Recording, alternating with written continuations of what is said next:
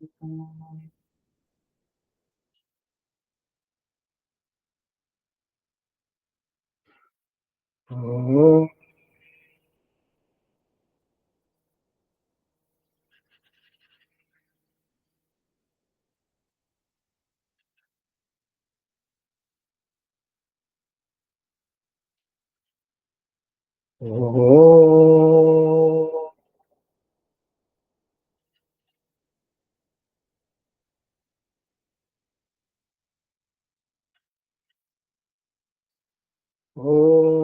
भद्रं कर्णेभिः शृणुयाम देवाः भद्रं पश्येमाक्षभिर्यजत्राः स्थिरैरङ्गैस्तुष्टभागं सस्तनूभिः व्यशेम देवहितं यदायुः स्वस्ति न इन्द्रो वृद्धश्रवाः स्वस्ति न पूषा विश्ववेदाः स्वस्ति नस्तार्क्ष्यो अरिष्टनेमिः स्वस्ति नो बृहस्पतिर्दधातु ॐ शान्ति शान्ति शान्तिः। सदाशिवसमारम्भां शङ्कराचार्यमध्यमाम् अस्मदाचार्यपर्यन्तां वन्दे गुरुपरम्पराम् शङ्करं शङ्कराचार्यं केशवं बादरायणं सूत्रभाष्यकृतौ वन्दे भगवन्तो पुनः पुनः भगवन्तो पुनः पुनः। ॐ पार्थाय प्रतिबोधितां भगवता नारायणेन स्वयं व्यासेन ग्रथितां पुराणमुनिना मध्ये महाभारतम् अद्वैतामृतवर्षिणीं भगवतीम् अष्टादशाध्यायिनीम् अम्ब त्वामनुसन्दधामि भगवद्गीते भवद्वेषिणी। नमोऽस्तु ते व्यासविशालबुद्धे फुल्लारविन्दायतपत्रनेत्र येन त्वया भारततैलपूर्णः प्रज्वालितो ज्ञानमयप्रदीपः प्रपन्नपारिजाताय स्तोत्रवैत्रैकपाणये ज्ञानमुद्राय कृष्णाय गीतामृतदुहे नमः। सर्वोपनिषदो गावो दुग्धा गोपालनन्दनः पार्थो वत्सः सुधीर्भोक्ता दुग्धं गीतामृतं महत् वसुदेवसुतं देवं कंसचाणूरमर्दनं देवकी परमानन्दं कृष्णं वन्दे जगद्गुरुं कृष्णं वन्दे जगद्गुरुं कृष्णं वन्दे जगद्गुरुं। तो 6 विषयों की गुण दृष्टि से विवेचना में भगवान सबसे पहले ज्ञान का विषय लेते हैं। तो 3 तरह का ज्ञान होता है, सात्विक ज्ञान, राजसिक ज्ञान और तामसिक ज्ञान। फिर सात्विक कर्म का विवरण करते हुए कहते हैं कि जो व्यक्ति की विशिष्ट पहचान के अनुसार उसका नियत कर्म है, माने जो उसका कर्तव्य कर्म बनता है और जो फलासक्ति और कर्मासक्ति से रहित है, जो राग द्वेष से रहित है और जो फल न चाहने वाले व्यक्ति द्वारा किया जाता है, वो सात्विक कर्म कहा जाता है। लेकिन जो कर्म बहुत आयास वाला होता है, माने बहुत प्रयास से किया जाता है, बहुत परिश्रम से किया जाता है, तथा जो कामना युक्त और अहंकार युक्त होता है, मतलब कामना और अहंकार युक्त व्यक्ति द्वारा किया जाता है, वो कर्म राजस कर्म कहलाता है। तो यत् कर्म कामेत्सुना क्रियते साहंकारेण क्रियते और बहुलायासम क्रियते तद राजसम कर्म उदाहरितम। वो कर्म राजस कहा जाता है। अब ये तीसरा है तामस कर्म। एक साधक को तो कम से कम इस तरह के कर्म से बचना चाहिए। तो तामस कर्म क्या है? इसमें 4 चीजों पर ध्यान दिलाया भगवान ने। तो ये 25वां श्लोक है 18वें अध्याय का। अनुबंधम क्षयम हिंसाम अनवेक्ष्य च पौरुषम मोहादारभ्यते कर्म यत्तत्तामसमुच्यते। जो कर्म परिणाम, हानि, हिंसा और सामर्थ्य को न विचार कर केवल अज्ञान से आरंभ किया जाता है, वह तामस कहा जाता है। तो यत् मोहात आरभ्यते तत्कर्म तामसम उच्यते। वो कर्म तामस कहलाता है जिसका प्रेरक तत्व मोह है। अब यहाँ कामेप्सु नहीं है, फल प्रेप्सु नहीं है, राग द्वेष नहीं है, कर्तव्य भावना, इसका तो सवाल ही नहीं है। तो यहाँ प्रेरक तत्व क्या बताया भगवान ने? बोले मोहात। वो अविवेक के अधीन होकर कर्म करता है। अच्छा, कैसा मोह है, भ्रम कैसा है? बोले कर्म करते समय इन 4 चीजों को ध्यान में लेना चाहिए था, लेकिन इसने उन 4 चीजों की उपेक्षा की, उनकी तरफ ध्यान ही नहीं दिया। तो वो कौन सी 4 चीजें हैं? तो कर्म करते समय जिस पहली बात पर ध्यान देना चाहिए वो है अनुबंधम। अनुबंधम का भाष्यकार अर्थ करते हैं, पश्चात भावी यद वस्तु स अनुबंध है। बोले अंत में होने वाला जो परिणाम है उसको अनुबंध कहते हैं।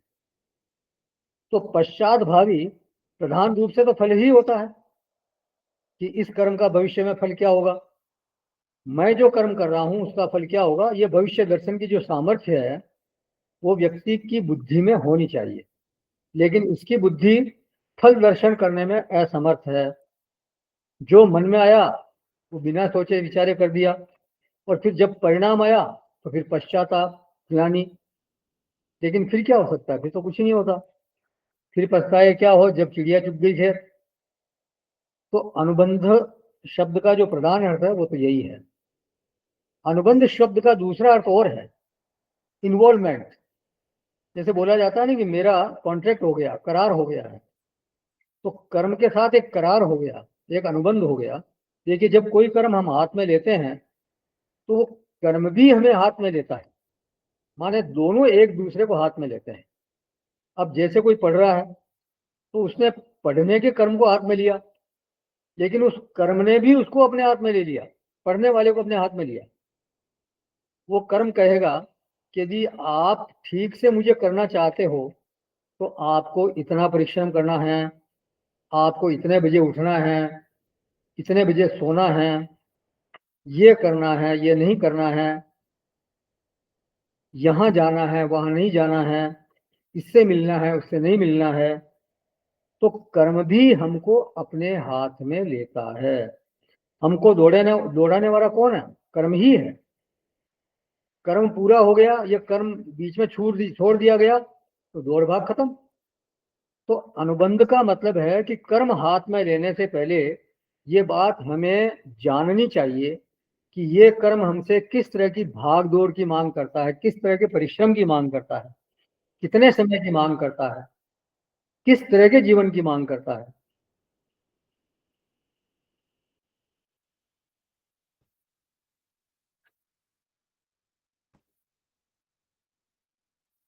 बोले हमने तो सोचा ही नहीं था।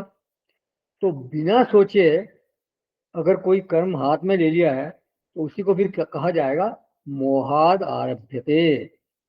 तो ये हो गया अनुबंधन। फिर है क्षयम। देखिए, कोई भी कर्म जब हम करते हैं तो उसमें कोई न कोई क्षय जरूर होता है। मतलब कोई न कोई उसमें नुकसान होता है, हमारी ऊर्जा का क्षय होता है। Without loss of energy nobody can perform any karma. भाष्यकार क्षय का अर्थ करते हैं, यस्मिन कर्मणि क्रियमाणे शक्ति क्षय है अर्थ क्षयो वा स्यात् तम क्षयम। बोले कर्म के करने में जो शक्ति का या धन का क्षय होता है वो क्षय है, वो लॉस है। तो क्षय वाला जो तत्व है वो हर कर्म में शामिल है। ऐसा कोई भी कर्म दुनिया में नहीं है जिसमें कोई न कोई क्षय तत्व नहीं हो। फिर तीसरी बात कही हिंसाम। कई कर्म ऐसे होते हैं जिसमें दूसरे प्राणियों का उत्पीड़न होता है, उनको तकलीफ होती है। कई बार ऐसा भी होता है कि उस कर्म के पीछे हित का भाव हो, लेकिन तकलीफ तो होती ही है। तो हिंसा, तो ये सब जो दोष हैं ये कर्म के मानो कर्म का एक तरह का धुआं है, जिसे आगे बोलेंगे भगवान, सर्वारंभाई दोषेण धूमे नाग्नि रिभाविता। सभी कर्म जो है वो धुएं से अग्नि की भांति किसी न किसी दोष से युक्त होते हैं। अनुबंधम क्षयम हिंसाम, ये सब दोष ही है। फिर है पौरुषम। देखिए हर कर्म आपसे एक अधिकार की मांग करता है, एक शुल्क मांगता है, वो है पौरुष शुल्क। इस व्यक्ति को इस बात का विचार ही नहीं है कि मैं इस कार्य को कर भी पाऊंगा या नहीं। भाष्यकार इसका अर्थ करते हैं पुरुषकारम शक्नोमी इदम कर्म समापयितुम इति एवं आत्म सामर्थ्यम इति एतानि अनुबंधादीनि अनपेक्ष्य पौरुषांतानि। बोले अमुक कार्य में समाप्त कर सकता हूं, ऐसी अपनी सामर्थ्य को इस प्रकार अनुबंध से लेकर पौरुष तक के इन समस्त भावों की अपेक्षा नहीं करता, बिल्कुल परवाह नहीं करता, कोई सोच विचार ही नहीं करता कि मैं इस कर्म को कर पाऊंगा या नहीं। तो जब इन चार विषयों पर चिंतन नहीं करके आदमी बिना सोचे समझे कर्म में कूद जाता है, किसी के देखा देखी या सुन करके या आवेश में कर्म में कूद जाता है, तो यत्त तामसम उच्यते, वो कर्म तामस कर्म कहा जाता है। तो भगवान ने बिंदु दे दिए सोचने के लिए। जब भी कोई कर्म आरंभ करना हो व्यक्ति को, तो उसे इन चार बिंदुओं पर जरूर सोच लेना चाहिए। अनुबंधम क्षयम हिंसाम पौरुषम। उसे अविवेकतः कर्म में बिल्कुल नहीं कूद पड़ना चाहिए। तो ये जीवन को समझने के लिए भगवान से मुख से निकली हुई सबसे प्रामाणिक वाणी है। इसको हम समझ करके अपने जीवन में उतारने के लिए हमारे को प्रयत्न करना चाहिए। तो अब तीन तरह के कर्ता का वर्णन भगवान करते हैं। ये जो 26वां श्लोक है ये बहुत ही महत्व का है। ये एक साधक को हमेशा याद रखना चाहिए, क्योंकि अभी अकर्ता की स्थिति बनी नहीं है। जो हम तो सब साधारण अब साधक श्रेणी में है, तो हमारे में अभी कर्तृत्व बना हुआ है, अहम कर्ता, ये प्रत्यय पीछा छोड़ता नहीं है। तो कम से कम ऐसा कर्ता तो बनना ही चाहिए, माने सात्विकी कर्ता तो हमारे को बन ही जाना चाहिए।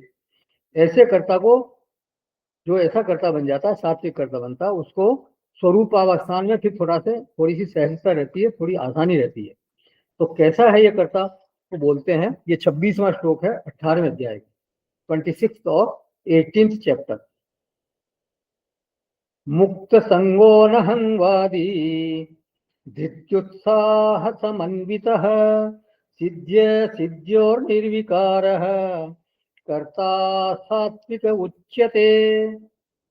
जो कर्ता संग रहित, अहंकार के वचन न बोलने वाला, धैर्य और उत्साह से युक्त तथा कार्य के सिद्ध होने और न होने में हर्ष शोकादि विकारों से रहित है, वह सात्विक कहा जाता है। तो अयम कर्ता सात्विक उच्यते, ऐसा जो करता है वह सात्विक कहलाता है। क्या लक्षण है उसके, तो भगवान ने उसके 4 लक्षण बताए, 4। पहला है मुक्त संगह। अब देखिए कर्म के साथ कर्ता कैसे जुड़ रहा है। सात्विक कर्म, सात्विक कर्म में क्या था, नियतम संग रहितम, अराग वेष्टः कृतम, अफल प्रेप्सुना कर्म। तो वही बात यहाँ पर आई है। तो मुक्त संगह, संग रहित होने की, संग को छुड़ाने की कोशिश हर साधक करता है, लेकिन संग भी कोई छोटी मोटी चीज थोड़ी है, वो साथ में लगा ही रहता है। तो ये वो साधक है जो इस संग नाम के दोष से छुटकारा पा गया है, संग से बिल्कुल मुक्त हो गया है। मुक्त संगह, यहाँ संग शब्द का अर्थ है कि उसकी इतनी आध्यात्मिक उन्नति हो गई है कि बुद्धि आने वाले फल के साथ अपने को जोड़ने की इच्छा नहीं रखती। उसको कर्तव्य बोध पर्याप्त लगता है कि मेरा बस ये कर्तव्य मुझे ये करना है। उसे इस बात की चिंता ही नहीं रहती है कि मुझको इसका क्या फल मिलेगा। माने उसे कोई कहे कि तुम ये करो तो तुमको ये फल मिलेगा या ये लाभ होगा, तो उसको लगता है कि ऐसी चर्चा ही क्यों की जा रही है। उसे लगता है कि ये मेरा कर्तव्य है, इसलिए मुझे करना है, इसलिए मैं कर रहा हूं। तो उसकी भीतरी प्रगति इस तरह की हो गई है जिसके कारण बुद्धि फल सुनने के प्रति बिल्कुल इच्छा नहीं करती, अनिच्छुक है। उसे तो सेवा करने में ही आनंद आ रहा है, फल के बारे में विचार ही नहीं करना चाहता। अगर फल की इच्छा होगी तो फिर तो वो राजसिक हो जाएगा। तो जब फल को, परिणाम को बुद्धि स्पर्श न करना चाहे तो वह उस फल संग से मुक्त कहलाएगा, मतलब माने कहलाएगा कि वो उसके फल के संग से बिल्कुल मुक्त है। जैसा हम पहले देख चुके हैं, संग की स्थिति तो ऐसी है कि कर्म के पूर्व काल में ही उसकी उत्पत्ति हो जाती है और फिर वह कर्म काल में भी व्याप्त रहता है और कर्म के पश्चात भोग काल तक व्याप्त रहता है। तो ये जो करता है ये संग से बिल्कुल मुक्त हो गया है। हमें भी सभी कर्मों में न सही, कम से कम कुछ कर्मों में तो संग रहित होने का प्रयास करना ही चाहिए। तो एक तरह से भोक्तृत्व की शीतलता का यह संकेत है। भोक्तृत्व की शिथिलता यहाँ हो रही है। फल का इच्छुक कौन है? भोक्ता। तो जिसका भोक्तृत्व शिथिल हो गया उसका कर्तृत्व भी शिथिल हो जाएगा। तो भगवान उसके लिए शब्द देते हैं अनहंगवादी। ये भगवान का बिल्कुल दुलारा करता है। भगवान इस कर्ता को पसंद करते हैं। दुनिया भी ऐसे कर्ता की खोज में रहती है जो पहले ही मुझे क्या मिलेगा इस तरह की बात नहीं करता हो। वो ऐसे कर्ता को चाहती है जो मैं में न करता हो, जो ये न कहता हो कि मेरे बिना ये कार्य नहीं होगा। तो ये जो करता है ये जानता है कि मेरे अकेले से कार्य नहीं हुआ है, बहुत सारे लोगों के सहयोग से ये कार्य संपन्न हुआ है और सबसे ऊपर परमात्मा है। उन्हीं की कृपा से मेरे मन में प्रेरणा आती है, उन्हीं की कृपा से मेरे मन में विचार आते हैं, बाहर संयोग बनते हैं। तो सच में जो आध्यात्मिक व्यक्ति है वो अनहंगवादी होगा, मतलब उसमें अहंकार की बिल्कुल निशेष रूप से वो अहंकार समाप्त हो जाएगा उसको। अगर कोई अहंगवादी है, अहंकार युक्त है, तो ये उसकी मूर्खता है, उसका अविवेक है। हनुमान जी ने कहा नागी सिंधु हाटकपुर जा रहा सो सब तब प्रताप रघुराई। इतना बड़ा जो काम हुआ वो आपके प्रताप से हुआ, मेरा इसमें कुछ भी नहीं है। यहाँ ने कुछ कछु मेरी प्रभुता है, मेरा इसमें कोई रोल नहीं है, सब आपकी कृपा से सब कुछ संपन्न हुआ है। तो अनहंगवादी, इसमें ऐसा नहीं है कि उसे कुछ कोई बहुत जोर लगाना पड़ रहा है, वह तो बस सत्य के साथ लगा हुआ है, सत्य के साथ रह रहा है। और सच्चाई क्या है कि विचार भी मेरा नहीं है। बाकी की तो बात ही छोड़ दीजिए, जो कर्म का विचार आया वो भी मेरा नहीं है। जो कुछ हुआ है कि वह कर्म से तेरे, जो कुछ होगा तेरे ही कर्म से होगा। क्या फायदा फिक्रे बेशो कम से होगा, हम क्या है जो कोई काम हमसे होगा। जो कुछ हुआ है कि हुआ है कर्म से तेरे, और जो कुछ होगा तेरे ही कर्म से होगा। तो मुक्त संग है। कर्म का जो प्रेरक तत्व है वो है कर्तव्य बोध। कर्म का प्रेरक तत्व फल नहीं है, कर्तव्य बोध जो है वो कर्म का प्रेरक तत्व है। और अनहंगवादी भजन से अनुग्रहित बुद्धि होने से ईश्वर पर पूरा ध्यान ईश्वर पर है। अहम अहम बोलने में वो हिचकता है, मैं करने में हिचकता है। फिर आगे है धृति उत्साह समन्वित। वो बहुत उद्यमी है और धृतिमान है। कितने भी विघ्न आए वो अपने कर्म पथ से डिगता नहीं है। अचल रहता है बिल्कुल। विघ्न ही पुनः पुनः हन्यमाना आरभ्यते उत्तम जनाः न परित्यज्यन्ते। बार बार विघ्नों से आक्रांत होने पर भी जो उत्तम जन हैं वे अपने कार्य को बीच में नहीं छोड़ते। देह व पातयामी कार्यम व साधयामी। तो ये है धृति। चाहे कुछ भी परिस्थिति हो, मैं इस कार्य को मैंने अगर हाथ में ले लिया तो मैं इसको पूरा करके ही छोड़ूंगा। भगवान राम के बारे में कहा गया, धैर्य हिमवान एवं, हिमालय जैसा उनमें धैर्य है। तो उत्साह का भाष्यकार ने अर्थ किया, उत्साह उद्यम है। तो उद्यम है, एक जुझारूपन है, शौर्य है, चुनौती स्वीकार करके वो कार्य करता है, कर्म से पलायन नहीं करता, चुनौती को पांव के नीचे रखकर बांधता है, इसको बोलते हैं शौर्य। हिम्मत करे इंसान तो क्या काम है मुश्किल, जो हार माने हालात से वो कहलाते हैं बुज़दिल। मेरी हिम्मतों को डुबोना है मुश्किल, समंदर में इतना पानी नहीं है। आज मेरी कश्ती साहिल पर पहुंच कर ही रहेगी, आज टक्कर है मेरे अज़्म की तूफानों से। अज़्म माने उत्साह, जोश, जुझारूपन, तो यह है उत्साह। तो धृति माने धैर्य, अविचलता, और उत्साह माने शौर्य, जुझारूपन। ये दोनों इस कर्ता में है। और उसमें दो चीजें नहीं है, एक तो संग नहीं है और अहम बदन स्वभाव नहीं है, अहंकार वाली भावना उसमें नहीं है। अब देखिए, मुक्त संग है तो उसके नाते ही सिद्धिय सिद्धियो निर्विकार है। सफलता मिले चाहे असफलता मिले, उसको किसी प्रकार का विकार उसके चित्त में उत्पन्न होता नहीं। सफलता पर बहुत ज्यादा उसको हर्ष नहीं होता और असफलता पर शोक नहीं होता। क्यों? क्योंकि सिद्धि असिद्धि जो है वो फल काल में है, और बुद्धि ने पहले ही फल का संग नहीं किया था, तो फिर फल काल उपस्थित होने पर उसका चित्त विकृत नहीं होता। जिसकी बुद्धि कर्म से पहले ही फल से जुड़ गई, फलाभिसंधि हो गई, वो कभी भी सिद्धि असिद्धि में निर्विकार नहीं रह सकता। या तो वो खुश होगा, सफलता आएगी तो खुश होगा, और असफलता आएगी तो उदास होगा। वो राजसिक में आएगा, हर शोकान्वित करता। तो इसमें किसी प्रकार की सफलता या असफलता में किसी प्रकार का चित्त में इसको विकार उत्पन्न नहीं होता। अब देखिए, कभी ऐसा कर्ता भी दिखाई देता है जो बेपरवाह नहीं बल्कि लापरवाह है। उसकी स्थिति ऐसी है कि कोई चीज उसे परेशान ही नहीं करती।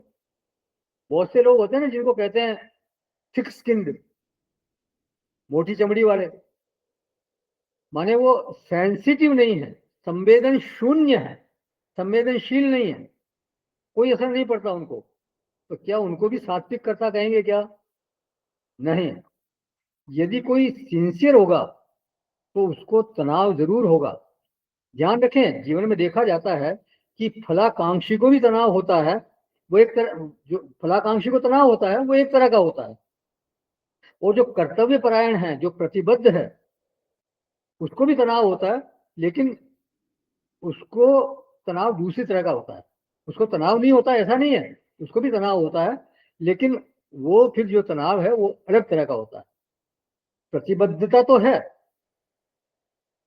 तो निश्चित रूप से तनाव भी होगा।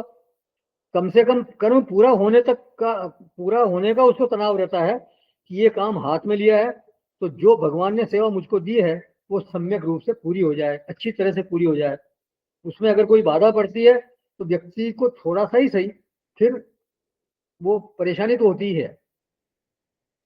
तनाव के रूप में, तनाव के भी कई रूप होते हैं। एक व्यक्ति दुराचारी है, व्यभिचारी है, तो उसको खुद की बदनामी न हो जाए, कहीं कोई कुछ बोल न दे, इस तरह का उसको टेंशन रहता है। लेकिन जो सिंसियर है, कर्तव्य परायण है, उसका जो तनाव है वो वैसा तनाव नहीं होता। टेंशन कैन बी पॉजिटिव और टेंशन कैन बी नेगेटिव। वो कंस्ट्रक्टिव हो सकता है, डिस्ट्रक्टिव हो सकता है। तो जो फलाग्राही है वो फल की चिंता के कारण तनावग्रस्त है, माने निषिद्ध आचरण के कारण तनावग्रस्त नहीं है, फलाग्रह के कारण। फल की इच्छा के कारण वो तनाव में है।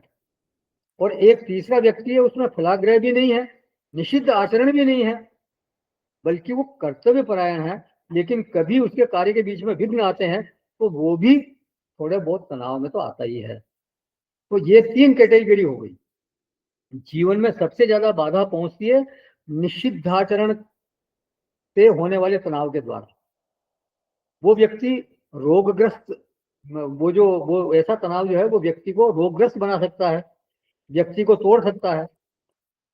फिर दूसरा जो फलाग्रह वाला व्यक्ति है, वो उसको भी तनाव होता है, वो तनाव भी कम भयंकर नहीं होता, क्योंकि कर्म को जिस तरह से करना चाहिए था तनाव के कारण उस तरह से वो कर नहीं पाता। तो फलाग्रह के कारण जो तनाव है, जो विक्षेप है, जो ज्वर है, उसका परिणाम ये होता है कि कर्म ठीक से नहीं हो पाता। परीक्षा हाल में परीक्षा देने गए, प्रश्न पत्र पढ़ा, उसका उत्तर याद ही नहीं, उसने पढ़ा भी था लेकिन उत्तर याद ही नहीं आया।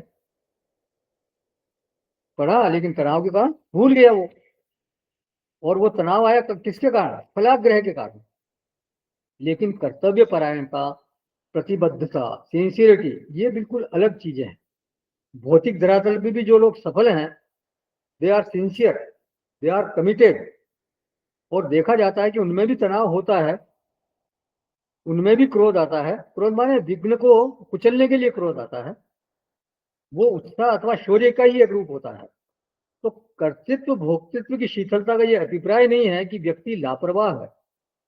Sincerity demands your effort. जो कर्तव्य परायण व्यक्ति होता है उसको उद्यमशील होना ही चाहिए। कहा भगवान ने, सक्तः कर्मण्य विद्वान से यथा कुर्वन्ति भारत, कुर्याद विद्वान तथा सक्तः चिकीर्षु लोक संग्रहम। कर्म में आसक्त अज्ञानी जन जिस प्रकार कर्म करते हैं, आसक्ति रहित विद्वान भी लोक संग्रह के लिए उसी प्रकार कर्म करे, उसी शिद्दत से, उसी जोश के साथ कर्म करे।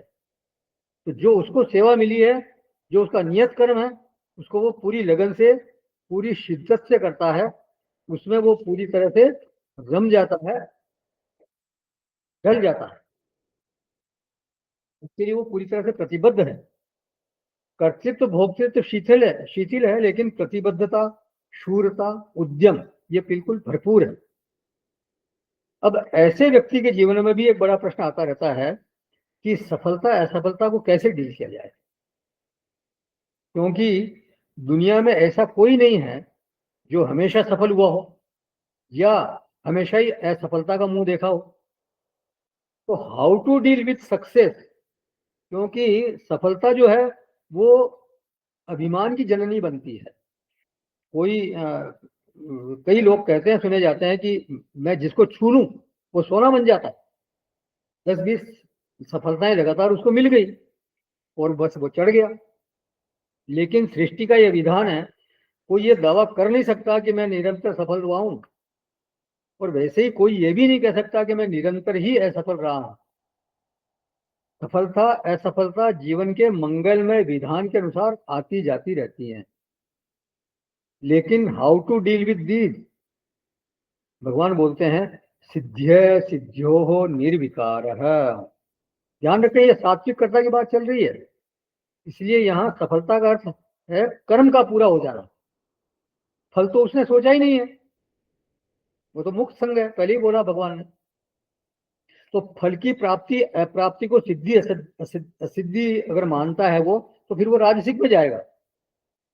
सात्विक कर्ता की सिद्धि असिद्धि माने उसको जो सेवा मिली है वो सम्यक रूप से पूरी हो जाए, अच्छी तरह से पूरी हो जाए, बस यही उसकी सिद्धि है। वो जो भी काम हाथ में लेता है उसे जी जान से पूरा करने की कोशिश करता है, जी जान से पूरा करना चाहता है। तो कर्म को पूरा करने की जो एंजाइटी है, जो तनाव है, वो सिंसियरिटी को बढ़ाता है, धृति उत्साह को बढ़ाता है। वो सृजनात्मक है, रचनात्मक है, उसको विकार की संज्ञा नहीं दी जा सकती। यदि कदाचित चित्त में उद्वेग भी है, तनाव भी हो रहा है, तो भी उसका पर्यवसान व्यक्ति की प्रतिबद्धता में, व्यक्ति की धृति में, उत्साह में होता है। तो साधक को या किसी मुमुक्षु को कर्म को लेकर जो तनाव रहता है कि मैंने अपने प्रयत्न में, वो तनाव एक धरातल पर रहता है, लेकिन साथ ही दूसरे धरातल पर एक निश्चिंतता भी रहती है कि जो मैंने कर्म के लिए जो प्रयत्न किया उसमें मैंने कोई कमी रखी नहीं, किसी प्रकार की कोई कमी नहीं छोड़ी, फिर भी ये इस कर्म में असिद्धि मिल रही है तो जैसी प्रभु की इच्छा, लेकिन उसको अंतःकरण की शुद्धि रूप सिद्धि तो फिर भी मिल ही जाती है। ध्यान रखें कि प्रभु का किंकर होकर के, प्रभु का सेवक होकर के जो व्यक्ति कर्मानुष्ठान करता है उसकी एक सिद्धि तो बिल्कुल निश्चित है कि वो धीरे धीरे स्वरूपावस्थान की ओर बढ़ता रहता है, इसमें किसी प्रकार का कोई संदेह नहीं है। उसके चित्त का परिमार्जन होता रहता है, चित्त की शुद्धि होती रहती है, क्योंकि चित्त ही वो प्राप्त है, चित्त ही वो पात्र है जिसमें ज्ञान रहता है, उसी में भावना रहती है, उसी में परमात्मा रहते हैं और अंततः उसी में ब्रह्माकाराकारी वृत्ति बनती है। तो उस पात्र को मांझना है। योगिनः कर्म कुर्वन्ति संगम त्यक्त्वात्म शुद्धये। जो योगी है वो आसक्ति को त्याग करके अंतःकरण की शुद्धि के लिए कर्म करते हैं, तो उस सिद्धि को कोई उससे छीन नहीं सकता। कर्म अधूरा रहा है जरूर तनाव होगा, लेकिन साथ ही दूसरे धरातल पर वो शांति भी अनुभव करता है कि भाई मैंने प्रयत्न तो पूरा किया, प्रयत्न में मैंने कोई कमी नहीं रखी। तो एक ही समय में युगपत में शांति भी है और विक्षेप भी है। ये कैसे संभव? बोले दोनों धरातल अलग अलग हैं। कई बार अपनी पूरी सिंसियरिटी से कर्म करने के बावजूद भी काम पूरा न होने का उतना दुख नहीं होता, बल्कि एक प्रकार का संतोष होता है कि मैंने प्रयत्न में कोई कसर नहीं रखी, जो मेरे पास था वो मैंने पूरी तरह से भेंट कर दिया, पूरा का पूरा दे दिया। अब जो भी परिणाम आए वो हृदय से स्वीकार है। तो ये है सात्विक कर्ता। He knows how to deal with success and how to deal with failure, सिद्धि असिद्धि। देखिए असफलता का बहुत भय होता है व्यक्ति को। कोई सेवा हमारे आराध्य ने, हमारे श्रद्धेय ने हमें दी हो और हम उसे पूरा न कर सके तो चित्त पर एक तरह का भार बना रहता है। लेकिन इसके बावजूद भगवान क्या मांग कर रहे हैं यहाँ पर? सिद्ध्य है सिद्ध्यो निर्विकार है। सिद्धि असिद्धि में निर्विकार रहे, सिद्धि असिद्धि के साथ डील करना सीखे वो। तो ये एक तरह की चुनौती है एक साधक के लिए। तो जो सात्विक करता है वो इस चुनौती को स्वीकार करता है और इसे पूरा भी करता है। तो कर्ता सात्विक उच्यते। अब राजसिक कर्ता कैसा है? तो बोलते हैं भगवान, ये 27वां श्लोक है 18वें अध्याय का, 27। रागी कर्म फल प्रेप्सुः लुब्धो हिंसात्मको शुचिः हर्ष शोकान्वितः कर्ता राजसः परिकीर्तितः। जो कर्ता आसक्ति से युक्त, कर्मों के फल को चाहने वाला और लोभी है तथा दूसरों को कष्ट देने के स्वभाव वाला, अशुद्धाचारी और हर्ष शोक से लिप्त है, वह राजस कहा गया है। रागी, पहला ही नाम दे दिया रागी। भाष्यकार लिखते हैं रागः अस्य अस्ति इति रागी।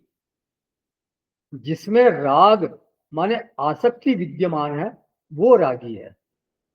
किसी ने उड़िया बाबा से पूछा कि राग द्वेष हमारे से छूटते नहीं है, मतलब बल्कि वो हमारे को छोड़ते नहीं है।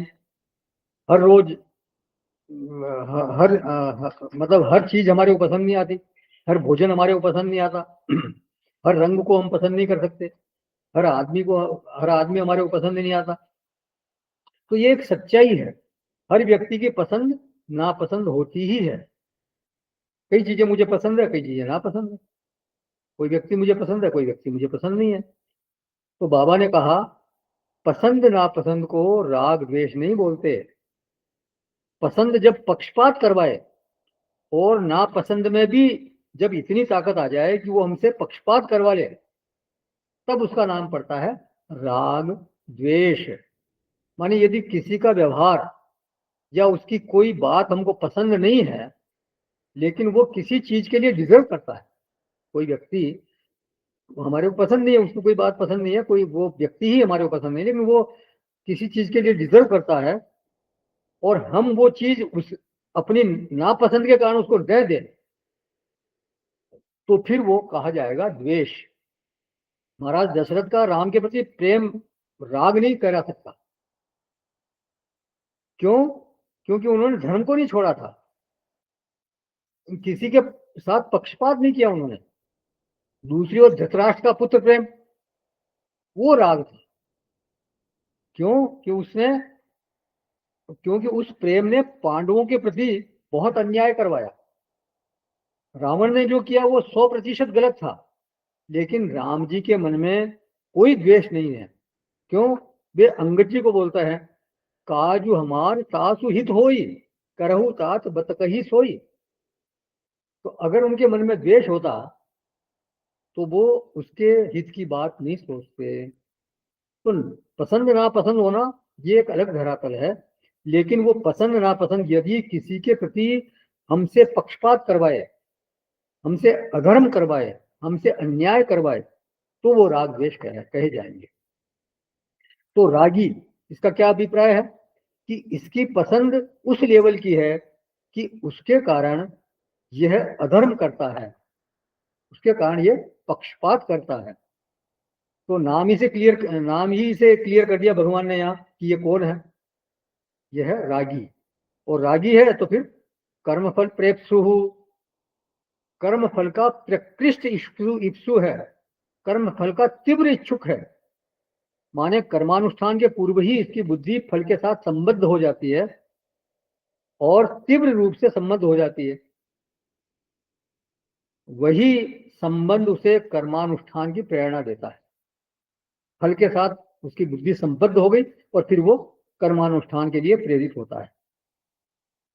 तो एक साधक को अपनी पसंद नापसंद की जांच करते रहना चाहिए कि वो कहीं इतनी ताकतवर तो नहीं हो रही है कि हमसे अधर्म करवा दे, हमसे अन्याय करवा दे। स्वामी अखंडानंद जी एक आश्रम के सामने से गुजरते थे रोजाना। वहां कुछ बटुक लोग, ब्रह्मचारी लोग वेद पाठ करते थे नित्य प्रति। तो वे कहते थे कि जब वो शुद्ध उच्चारण करते हैं तो मुझे अच्छा लगता है, और शुद्ध उच्चारण नहीं करते, अशुद्ध उच्चारण करते हैं तो अच्छा नहीं लगता। तो इसका मतलब यह नहीं है कि उनसे कोई राग है या कोई द्वेष है। मैं उनको सही गलत बताने थोड़े नहीं जाऊंगा। हाँ, लेकिन मेरे संस्कारों के अनुकूल अगर शुद्ध उच्चारण हो रहा है तो वो आनंद का कारण बनता है, वो पसंद लगता है कि हाँ ठीक उच्चारण हो रहा है। लेकिन उसके कारण हम किसी के साथ पक्षपात कर दें या अन्याय कर दें, वो बात तो हो नहीं सकती, वो भी ठीक नहीं है, वो ठीक नहीं है। तो रागी कर्म फल प्रेप्सुहु, देखिए कर्म का असली फल तो है परमात्मा की सन्निकटता। भगवान मेरे पास है इस तरह की अनुभूति हो जाए, कर्म के द्वारा अंतःकरण निर्मल होता जाए, और जो प्रतिबंधित आनंद है वो प्रतिबंध हटने पर उदित हो जाए, तो असली सिद्धि वही है। लेकिन ये तो कर्म फल प्रेप्सु हो रहा है, न कि शुद्ध प्रेप्सु हो। ये तुच्छ फल की चाहना करता है। भगवान ने ऐसे लोगों को क्या बोला? कृपण कृपणा फल हेतवः।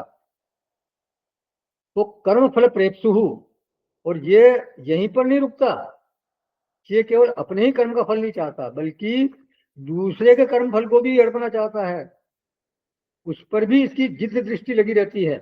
लुब्ध है, भाष्यकार बोलते हैं, लुब्ध है पर द्रव्येषु संजात तृष्णा है। लोभी है माने दूसरे के धन में तृष्णा रखने वाला है। और एक और अर्थ किया, तीर्थादौ च स्वद्रव्य अपरित्यागी, जो तीर्थ आदि में माने उपयुक्त देश काल में भी अपने धन को खर्च नहीं करना चाहता, तीर्थ में जाकर भी दान आदि नहीं करता, माने पैसा हाथ से छूटता नहीं है, पैसे को दांत से पकड़ कर रखता है। एक कहावत है ना, चमड़ी जाए पर दबनी न जाए। तो ऐसा है ये, बहुत तीव्र द्रव्याकांक्षा है, द्रव्य परायणता है इसमें, बहुत ज्यादा ये आकांक्षा करता है द्रव्य की। तो रागी कर्म फल फल प्रेप्सु लुब्ध है। अब लुब्ध है, दूसरों का लेना चाहता है, तो कैसा कैसा लेगा, कैसे लेगा ये, बोले हिंसात्मक है। मान यदि काम इतनी तीव्रता में चला गया उसका, तो वो हिंसा जरूर करवाएगा। भाष्यकार ने हिंसात्मक का अर्थ किया पर पीड़ा स्वभाव है, दूसरों को कष्ट पहुंचाने का स्वभाव वाला है। माने उसको ये ख्याल ही नहीं आता कि मेरे व्यवहार से, मेरी वाणी से, मेरे आचार विचार से दूसरों को चोट पहुंचेगी, दूसरे को कष्ट होगा। दूसरे को कष्ट हो तो हो, वो तो अपने हिसाब से बिल्कुल वैसे ही चलेगा जैसा मैं चाहता हूं, बस मैं तो वैसे ही चलूंगा। उसको तो केवल अपना मतलब साधना है बस। जैसे बेर का पेड़ होता है ना, वो केले के पेड़ की परवाह नहीं करता। कह रहीम कैसे निभे केर बेर को संग, वो दौलत रस आपने इनके फाटत अंग। केले का पेड़ और बेर का पेड़ साथ लगे हों, तो जब हवा चलती है तो क्या होता है, वो बेर का पेड़ झूमता है अपनी मस्ती में, लेकिन केले के पत्ते उसके कांटों में उलझकर तार तार हो जाते हैं। तो कोई कोई आदमी भी ऐसा होता है, वो उसका दूसरों को कष्ट देने का स्वभाव होता है, पर पीड़क स्वभाव है। फिर एक लक्षण और दिया वहां पर भगवान भाष्यकार ने, भगवान भगवान भगवान श्री कृष्ण ने, अशुचि ही, स्वच्छता का कोई ध्यान नहीं है उसको, अंत शुचिता का बिल्कुल ख्याल ही नहीं आता। पहले ही राग द्वेष हिंसा आदि चित्त में भरे हुए हैं, और बाह्य शुचि पर तो विशेष ध्यान देता ही नहीं है, अंत शुचि पर तो ध्यान जाएगा कैसे। रामानुजाचार्य जी ने अशुचि के लिए लिखा, कर्म अपेक्षित शौच नास्ति। माने कर्म के अनुसार जितनी शुचिता होनी चाहिए वो उसमें नहीं है। भाष्यकार ने लिखा, बाह्यांतः शौच वर्जित, बाहरी और भीतरी दोनों प्रकार की शुचि से वो रहित है, शुद्धता से रहित है।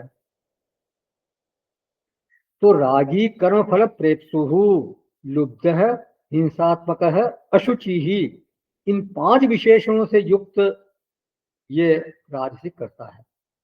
फिर फल काल में क्या होता है, फल काल में 2 वृत्तियां आती हैं, हर्ष शोक अन्वित।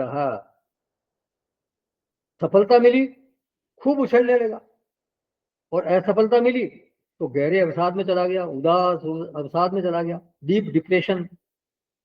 माने सफलता और असफलता दोनों को वो पचा नहीं सकता, दोनों को वो हैंडल नहीं कर सकता। वो तो एक तरह से फुटबॉल है, सफलता ने इधर से किक मारा उस गोल पर, उधर से असफलता ने किक मारा इस गोल पर, तो ये किको किक उसके जीवन में चलता रहता है। क्रीड़ा कंदुक की तरह सफलता असफलता के पैरों तले वो घूमना जाता रहता है। तो ये भगवत गीता का नायक कतई नहीं हो सकता। भगवत गीता का नायक कौन है, सिद्धिय सिद्धियो निर्विकार, सिद्धिय सिद्धियो समो भूत्वा, सम दुख सुखम धीरम, सम दुख सुख स्वस्थ, सुख दुखे समय कृत्वा। तो जो सम सम समता में रहता है वो गीता का नायक है। तो ये बम्प बम्प वाला गीता का नायक कतई नहीं हो सकता, ये उसका गीता का हीरो नहीं हो सकता। क्षणे रुष्टे क्षणे रुष्टा क्षणे तुष्टा, रुष्टा तुष्टा क्षणे क्षणे, तो ये वाला जो है वो गीता का नायक नहीं हो सकता। तो हर्ष शोकान्वित करता राजस परिकीर्तित, ऐसा करता राजस कहा जाता है। अब तामस करता कैसा है, तो भगवान यहाँ 28वें श्लोक में बताते हैं। ये 18वें अध्याय का 28वां श्लोक है, 28 श्लोक ऑफ 18th चैप्टर। अयुक्तः प्राकृतः स्तब्धः शठो नैष्कृतिको रसः विषादी दीर्घसूत्री च कर्ता तामस उच्यते। जो कर्ता अयुक्त, शिक्षा से रहित, घमंडी, धूर्त और दूसरों की जीविका का नाश करने वाला तथा शोक करने वाला, आलसी और दीर्घ सूत्री है, वह तामस कहा जाता है। तो ये सबसे ज्यादा विशेषणों वाला है। राजस में 7 विशेषण थे और यहाँ तामस कर्ता में 8 विशेषण दिए भगवान ने। तो पहला है अयुक्त है। अयुक्त माने इनका मन बहुत चंचल है, एक जगह बिल्कुल ठहरता नहीं। भाष्यकार ने अर्थ किया असमाहित है, जिसका चित्त समाहित नहीं है, जिसका चित्त संयत नहीं है, माने एकाग्रता की संपत्ति बहुत कम है, इस मामले में वो बिल्कुल दरिद्र है, तो अयुक्त है। फिर प्राकृत है। भाष्यकार ने अर्थ किया अत्यंत असंस्कृत बुद्धि बाल सम है, बालक के समान प्राकृत अत्यंत संस्कारहीन बुद्धि वाला है। जब पैदा हुआ था तब कपड़ा पहनना नहीं आता था, अब भी सही ढंग से कपड़ा पहनना नहीं आता, माने अनकल्चर्ड है, अनएजुकेटेड है, अनसिविलाइज्ड है, कोई अदब कोई तमीज नहीं, बिल्कुल कोई शिष्ट आचरण नहीं सीखा इसने। कैसे उठना, कैसे बैठना, कैसे बात करना, कैसे अभिवादन करना, ये वो जानता ही नहीं है। मतलब रहने का कोई सलीका नहीं है उसमें, माने एक सुसंस्कृत समाज के तौर तरीके वो नहीं जानता, सो कॉल्ड मैनर्स उसको पता नहीं है, बिल्कुल जिसको कहते हैं ना रॉ, एकदम उज्जड़, तो प्राकृत है। फिर कहा स्तब्ध है, दंडवत न नमति कस्मैचित, वो किसी को प्रणाम नहीं करता, बिल्कुल नमन नहीं करता, दंड की तरह ठूंठ की तरह खड़ा रहता है, यहाँ तक कि माता पिता को भी, गुरु को भी प्रणाम नहीं करता वो, तो बिल्कुल जो वो एक शेर याद आ गया मुझे, झुकता वही है जिसमें कुछ जान है, अकड़पन तो खास मुर्दे की पहचान है, तो ये उसी तरह का है। फिर स्तब्ध है, माने अभिवादनशील नहीं है, अभिवादन शून्य है, तो स्तब्ध है।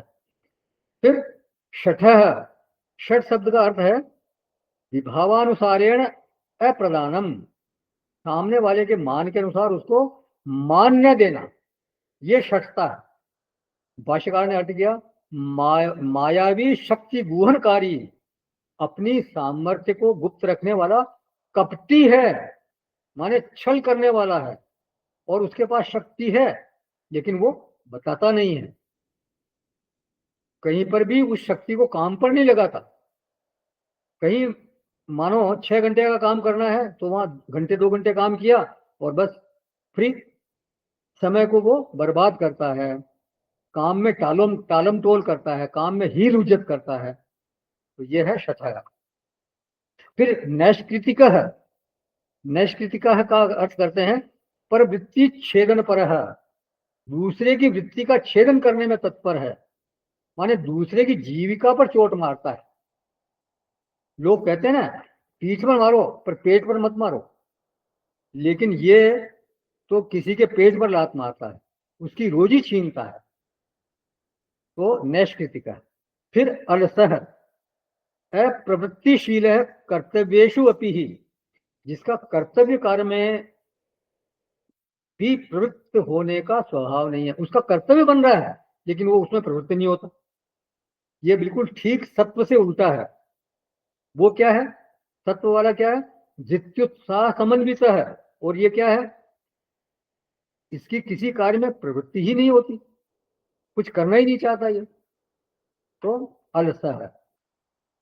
फिर विषादी, सर्वदा अवसन्न स्वभाव है, सदा शोकायुक्त स्वभाव वाला है, चेहरे पर हमेशा 12 बजे रहते हैं, मुंह बिल्कुल लटका हुआ, ऐ मेरे दिल कहीं और चल, गम की दुनिया से दिल भर गया, ढूंढ ले अब कोई घर नया, जब दिल ही टूट गया हम जी के क्या करेंगे, जब दिल ही टूट गया।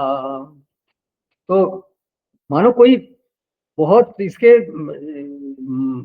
चित्त पर बहुत भारी भारी पट्टियां रखी हुई हो, आनंद बाहर निकलना चाहता है लेकिन निकल नहीं पाता, तो ये है विषादी, हमेशा एकदम अवसादग्रस्त रहता है। फिर दीर्घ सूत्री कर्तव्यानाम दीर्घ प्रसारणो यद अद्य श्वो व कर्तव्यम तद मासेन अपि न करोति यह।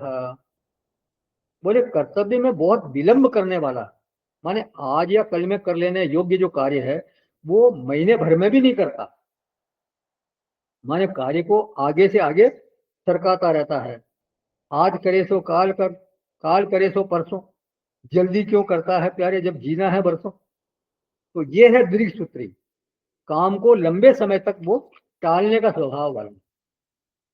तो ऐसा जो ये 8 विशेषणों से सुसज्जित करता है, ये कर्ता तामसम उच्यते, वो तामस कर्ता कहा जाता है। तो भगवान का ये सब बातें बताने का उद्देश्य ये क्या है कि अपने में देखें कि कहीं हमारे में तामसी लक्षण तो नहीं आ रहे हैं। यदि कहीं हमारे भीतर तामसी लक्षण हैं तो उनको हमें हटाने का प्रयत्न जरूर करना चाहिए। एक साधक के नाते तो ये हमारा कर्तव्य बनता ही है कि हम इस तरह की वृत्तियों को, तामसी वृत्तियों को अपने भीतर बिल्कुल स्थान न दें। पहले अगर तामसिक कोई वृत्तियां हैं तो पहले तामस से राजसिक की ओर चलें, और फिर राजस से सत्व की ओर, और फिर गुणातीत की ओर। तो गुणातीत स्थिति तक पहुंचना ही हमारा लक्ष्य होना चाहिए, यही प्रगति मार्ग है। अब अगले श्लोक में एक प्रतिज्ञा है, 2 चीजों को वहां बताते हैं, बुद्धि और दृष्टि, तो हम अगली कक्षा में देखेंगे। ओम ओम पूर्णमद पूर्णमिदं पूर्णात् पूर्णमुदच्यते पूर्णस्य पूर्णमादाय पूर्णमेवावशिष्यते। ओम शांति शांति शांति। हरि ओम। श्री गुरुभ्यो नमः। हरि ओम।